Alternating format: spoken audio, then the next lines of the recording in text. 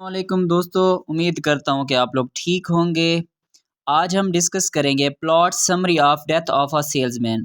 اس سے پہلے ہم نے ڈسکس کیا تھا about Arthur, what is American dream, about play, جس میں نے کہا تھا کہ یہ 6-7 پوائنٹ ہے، جو بھی کویسچن آئے آپ نے اس میں لکھ دینے ہیں۔ اس کے بعد ماڈرن ٹریجڈی اور اس کی کریکٹرسٹکس، پھر ہم نے بات کی تھی اس کے کریکٹر کے اوپر۔ تو آج ہم ڈسکس کریں گے plot summary of death of a salesman مین۔ میری پہلے والی ویڈیو نہیں دیکھی تو اسے جا کر دیکھ لیں تاکہ آپ کو یہ سٹوری اچھی طرح سمجھ آ جائے، اور اس ویڈیو کا لنک میں اس ویڈیو کے نیچے ڈسکرپشن میں دے دوں گا۔ اب ہم ٹائم ویسٹ کیے بغیر اس سمری کو ڈسکس کرتے ہیں۔ سمری کی سیٹنگ ہے نیو یارک لیٹ 1940 میں۔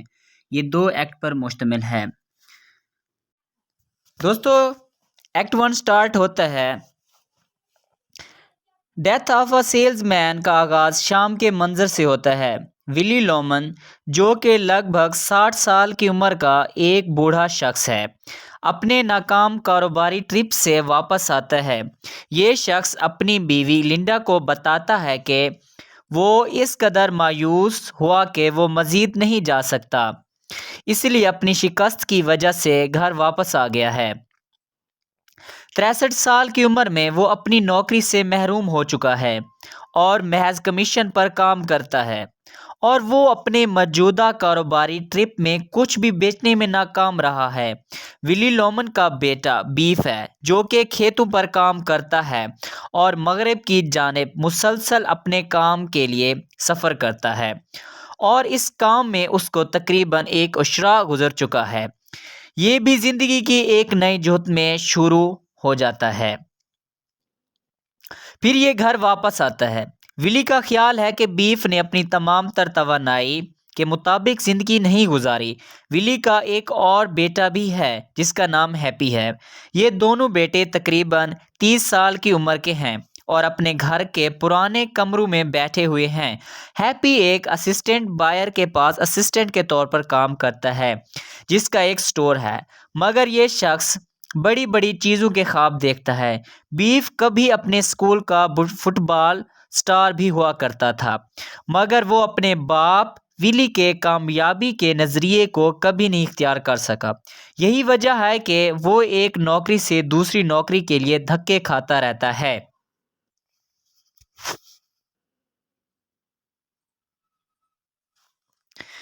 دوستو سٹوری آگے بڑھتی ہے۔ سیڑھیوں کے نیچے ولی اپنے آپ سے باتیں کر رہا ہے۔ اس کو ہولے اٹھتے ہیں۔ وہ اپنے ماضی کے خوشگوار لمحات کو یاد کرتا ہے۔ وہ اپنی یادوں میں سے ایک یاد میں اور اپنے طویل عرصہ پہلے کھو دیے گئے بھائی بین کے ساتھ ایک لڑائی کو بھی یاد کرتا ہے۔ دوستو بین ایک نیا کریکٹر ہے جو ولی کا بھائی ہے، اس کا بھی آگے ذکر آئے گا۔ اپنے باورچی خانے میں تنہا کھڑے ہوئے ولی کو اپنے کاروباری ٹرپ میں سے واپسی سے پہلے کے واقعات یاد آتے ہیں، جب بیف اور ہیپی بچے تھے اور ولی یعنی اپنے باپ کو ہیرو سمجھتے تھے، اور وہ اپنا اور اپنے بیٹوں کا موازنہ اپنے ہمسائے شارلی سے کرتا ہے، جو کہ ایک کامیاب تاجر ہے، اور اپنے بیٹوں کا موازنہ اپنے ہمسائے کے بیٹے برنارڈ سے کرتا ہے، جو کہ ایک طالب علم ہے۔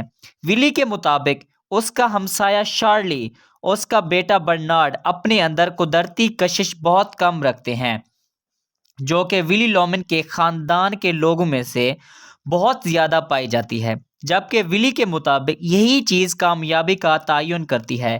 مگر جب اس کی بیوی لنڈا سوال کرتی ہے تو ولی یہ تسلیم کرتا ہے کہ اسے اپنے کاروباری ٹرپ سے جو کمیشن ملا ہے وہ اس قدر کم ہے، شاید ہی وہ اس سے اپنا بل ادا کر سکیں، اور یہ کہ اسے اپنی شخصیت کے بارے میں بھی بہت زیادہ شکوک ہیں۔ اگرچہ لنڈا اس کو یقین دلاتی ہے، اس گفتگو کے دوران اسے اپنے محبوبہ بوسٹن کا تخیل میں کہکا سنائی دیتا ہے۔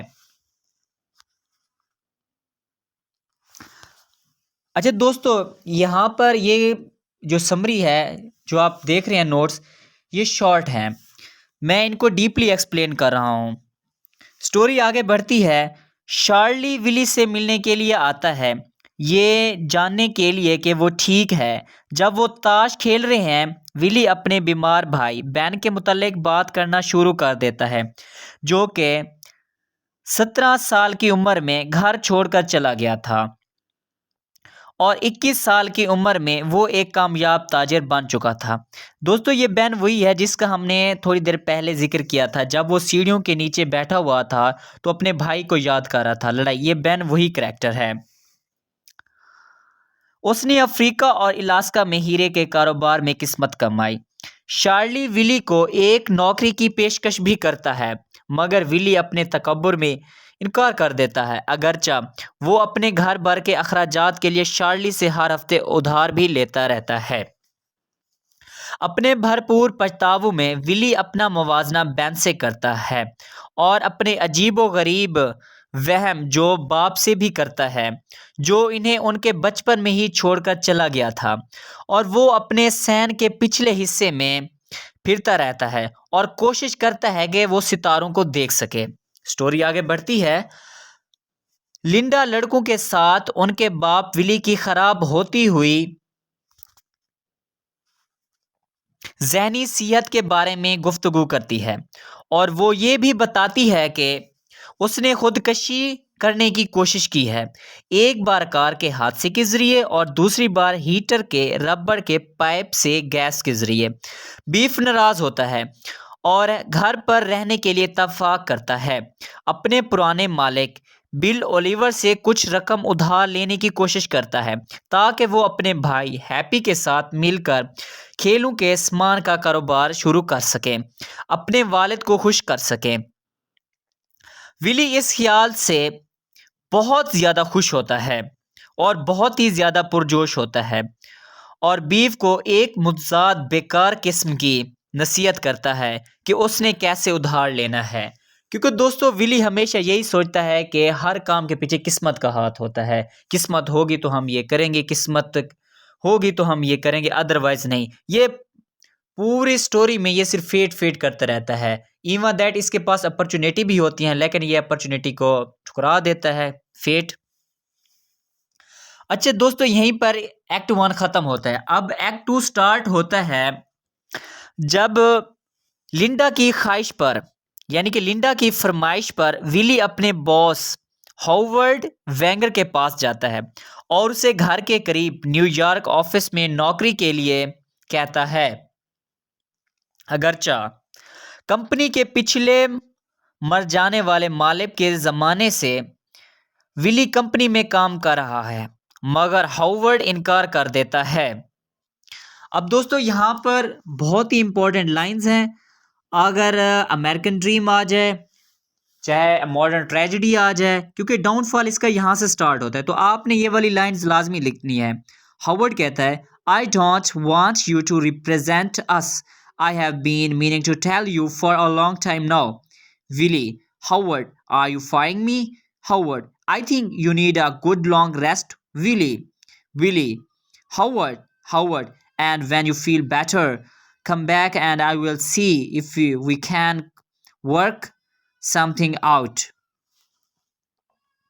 اچھا دوستو، جب ولی اسے بار بار درخواست کرتا ہے کیونکہ اس کو اس کی شدید ضرورت تھی، یہاں تک ہاورڈ اسے ان کام سے ہی نکال دیتا ہے۔ ولی بے عزت ہونے کے بعد شارلی کے دفتر اس سے ادھار مانگنے کے لیے جاتا ہے، جہاں اس کی ملاقات برنارڈ سے ہوتی ہے، جو کہ اب ایک کامیاب وکیل ہے۔ اچھا دوستو یہ برنارڈ کون تھا؟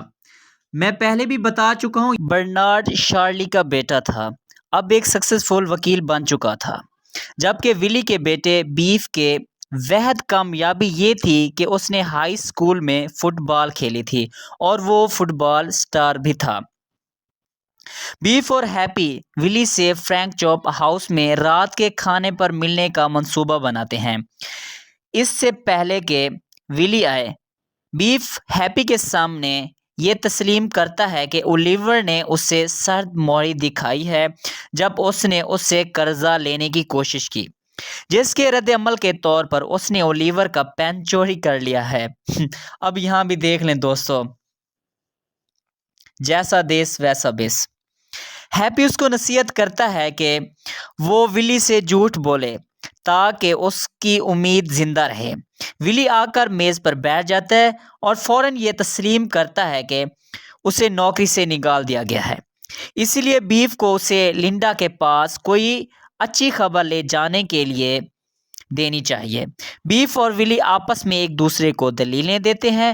جو ہی ماضی کی تکلیفیں، یادیں ولی کو اپنے لپٹ میں لیتی ہیں، ولی لکھڑاتے ہوئے واش روم کی طرف بھاگ جاتا ہے اور بیف کے ہائی اسکول کے کیریئر کے خاتمے کو یاد کرتا ہے، جب بیف حساب کے کورس میں فیل ہو جانے کے بعد اپنے والد کو یہ بتانے کے لیے بوسٹن گیا تھا، جہاں ولی کو اس نے ایک عورت کے ساتھ ہوٹل کے کمرے میں پایا اور اپنی ماضی کے ہیرو یعنی کہ اس کے باپ ولی کے بارے میں اس قدر بد دل ہوا کہ اس نے اپنے کالج جانے کے خواب اور ولی کے نقش قدم پر چلنے کے لیے خواب کو چھوڑ دیا۔ اچھا، اب یہ بوسٹن میں عورت کون تھی؟ دوستو اس کا ذکر آئی تھنک پہلے بھی آ چکا ہے ایکٹ 1 میں، یعنی کہ جب وہ اپنی بیوی سے گفتگو کر رہا تھا تو اچانک سے تخیل کرتا ہے کہ اس کے ہنسنے کی آواز اس کے کانوں میں آ رہی ہے، تو یہ وہی عورت تھی۔ اچھا دوستو، سٹوری اب آگے بڑھتی ہے۔ جب بیف اور ہیپی گھر واپس لوٹتے ہیں، لنڈا ان سے ان کے باپ کو چھوڑ دینے پر ناراض ہوتی ہے۔ بیف کو اپنے رویے پر شرم آتی ہے اور ولی سے پچھلے سین پر جا کر ملتا ہے، جو کہ آدھی رات کے دوران کچھ بیج اگانے کی کوشش کر رہا ہے اور اپنے بھائی بین کے بھوت سے گفتگو کر رہا ہے اور اپنے منصوبے کا بھی ذکر کر رہا ہے۔ وہ اپنے خاندان کو اپنے بیمہ زندگی کے 20,000 پاؤنڈ کی رقم کے ساتھ چھوڑ دے گا۔ بیف یہ اعلان کرتا ہے کہ وہ اپنے ساتھ دھوکہ نہیں کرے گا اور یہ کہ نہ وہ اور نہ ہی اس کا باپ کبھی عظیم انسان بن سکتے ہیں، اور یہ کہ اس بات کو ولی کو بھی قبول کر لینا چاہیے اور اپنے امریکی خواب کے ٹوٹے پھوٹے ورژن کو چھوڑ دینا چاہیے۔ اس دلیل کے آخر پر بیف کے آنسو پھوٹ پڑتے ہیں، جو کہ ولی کے ساتھ اس ارادے کو مزید پختہ کر دیتا ہے کہ اسے اپنے بیٹے اور خاندان کی محبت میں خودکشی کر لینی چاہیے، کیونکہ اس کی موت کی صورت میں بیمہ کی رقم اس کے خاندان کو ملے گی، اور وہ سوسائڈ کر لیتا ہے۔ دوستو یہاں تک سٹوری ختم ہوتی ہے، لیکن ایک اور پیراگراف بھی ہے بٹ اس نوٹس میں شامل نہیں ہے۔ صرف اس کا خاندان شارلی اور برنارڈ ہی ولی کے جنازے میں شریک ہوتے ہیں۔ بیف ابھی بھی اس بات پر ڈٹھائی سے قائم ہے کہ وہ ولی خام خام میں مر گیا، جبکہ شارلی ولی جو کہ ایک سیلز مین تھا کہ موت پر غم کا اظہار کرتا ہے اور یہ کہتا ہے کہ ولی کے پاس تجارت کے لیے کچھ نہیں بچا تھا سوائے اپنے خواب بیچنے کے۔ لنڈا ولی کو خدا حافظ کہتی ہے اور یہ بھی بتاتی ہے کہ اس کے مکان کے پیسے ادا کر دیے گئے ہیں اور یہ کہ وہ اپنی تمام تر ذمہ داریوں سے آزاد ہو چکے ہیں، مگر اب ان کے مکان میں رہنے کے لیے کوئی نہیں ہوگا۔ تو خواب دیکھنا اچھی بات ہے، لیکن ان میں رہنا یہ اچھی بات نہیں ہے۔ آپ جو خواب دیکھتے ہیں اس کو حاصل کرنے کی بھرپور سٹرگل کریں، فل کوشش کریں تاکہ آپ اپنے ایم کو حاصل کر سکیں۔ ہر کام قسمت نہیں کرتی، کچھ خود بھی کرنا پڑتا ہے۔ امید کرتا ہوں کہ آپ کو یہ سٹوری سمجھ آئی ہوگی۔ اگر آپ لوگ ہمارے چینل پر نئے ہیں تو سبسکرائب کیجئے، کمنٹ کیجئے اور کمنٹ میں ایسا کویسچن لکھیے جو آپ کو نہیں آتا ہے، انشاءاللہ میں اس کے اوپر ویڈیو بنا دوں گا۔ اللہ حافظ۔